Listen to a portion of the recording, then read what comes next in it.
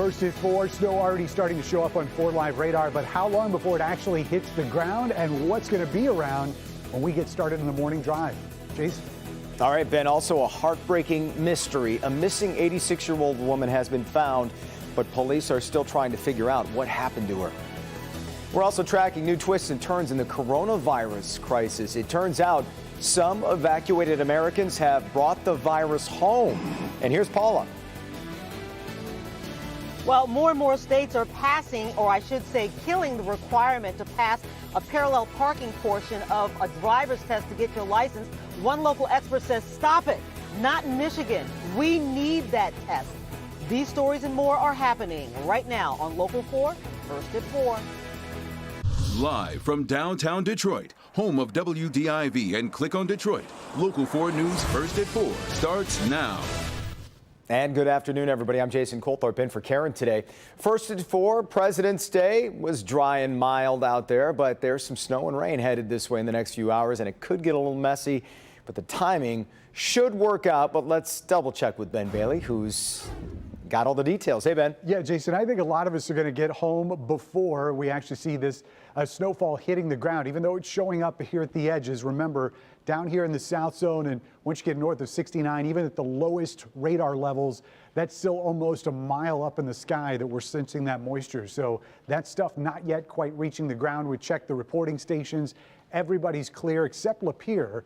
Just now starting to report some snow there, but everybody else with overcast skies. We're going to gradually see this moisture spread in from the south especially. So a few flakes around in the south zone primarily at 6 p.m.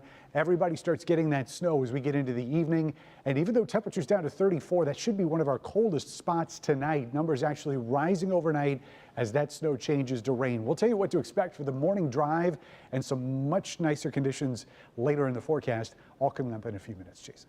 All right, see you in a minute, Ben. In other news, police in Bedford Township are in the middle of a death investigation. Right now, they're not sharing many specifics, but they do tell us a person was found dead inside a home on the 8800 block of Lewis Avenue. There was a pretty heavy police presence on the scene this morning. We're still gathering information on the case, and we will have an update tonight at 5. We have new information about the mysterious death of a missing Trenton woman. Police say no foul play is suspected after 86-year-old Irene Kinn was found dead. She was last seen February 1st and was missing for more than 2 weeks. Last night, her body and her car, a 2002 Ford Taurus, were found in a remote area of the Riverview Land Preserve.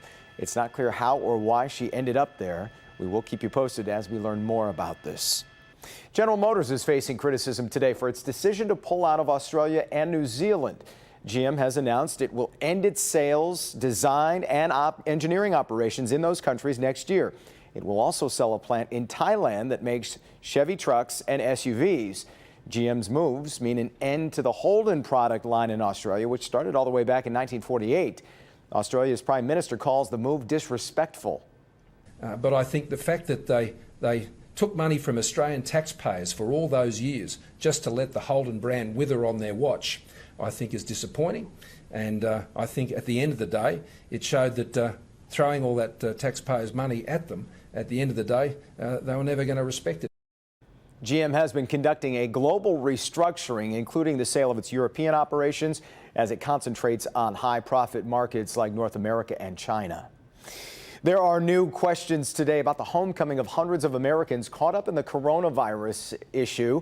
They were rescued from a cruise ship and all were supposed to be virus-free, but that's not the case. Let's go to Kimberly Gill, who's in the newsroom. And Kim, we're learning some of those people were actually sick. You're right, Jason, and good afternoon to you. The State Department confirms 14 Americans who came home on those charter flights tested positive for the coronavirus. The State Department says 14 people were allowed to board the planes because they didn't have any symptoms, and they were kept separate from other passengers since a person without symptoms can still pass the virus to someone else. More than 300 Americans from the Diamond Princess cruise ship will be in quarantine at military bases in Texas and California for 14 days. Meanwhile, many passengers who got off another ship in Cambodia are now stuck again after an 83-year-old American woman tested positive after disembarking. It's all part of the chaotic efforts to gain control of a virus infecting more than 71,000 people. The World Health Organization found one small silver lining, though. It also appears that COVID-19 is not as deadly as other coronaviruses, including SARS and MERS. More than 80% of patients have mild disease and will recover. But the coronavirus is still more contagious, making it more likely to spread. We'll bring in Dr. Frank McGeorge into the conversation about what all this means tonight on the news at 5. Until then, Jason, we'll send it back to you for more news of the day. All right, and we will also talk to one of those passengers stuck in Cambodia coming up at 6. Tell you what they're most frustrated about. All right, Kim, thanks. Sure.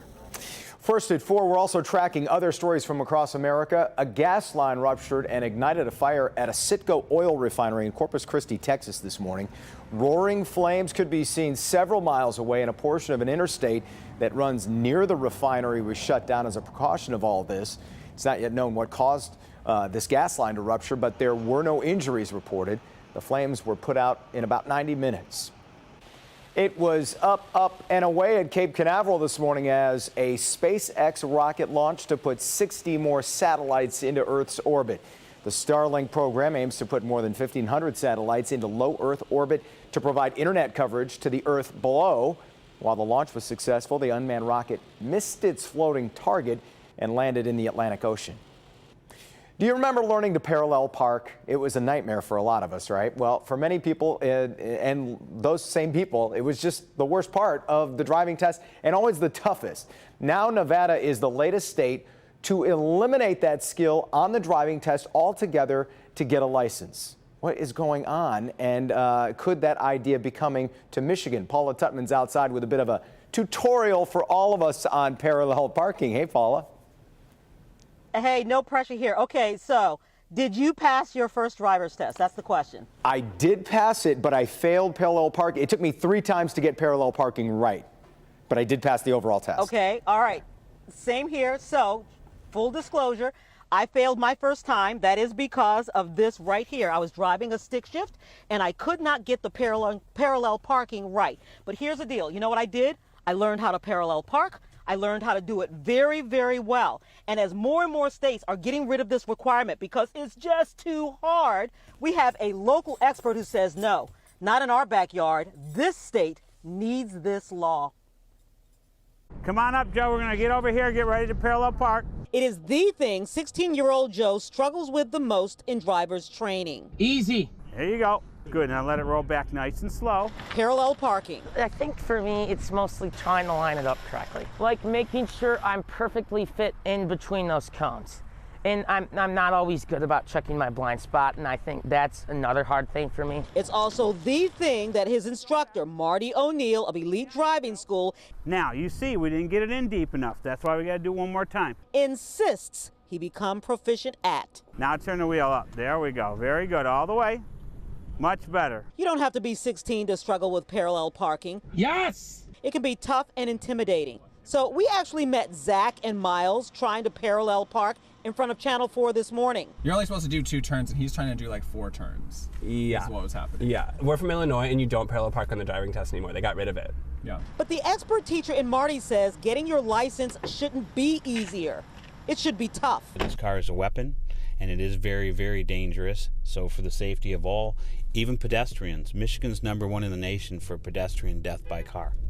So to understand how to use this vehicle is very important. Marty says learning all the tough rules of the road and the technical acumen isn't about passing tests.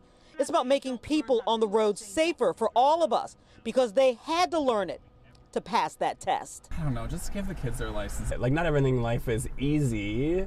Some things you really have to learn, and they're not going to be, you know, these are skills you have to know, and not every skill is going to be easy to learn. So I think what we should do is keep it on the road test so my generation can be better at parallel parking than the one that most adults are. And then we have that skill because it's on the test. If you took it out of the test, everyone after would probably not even bother learning to do it.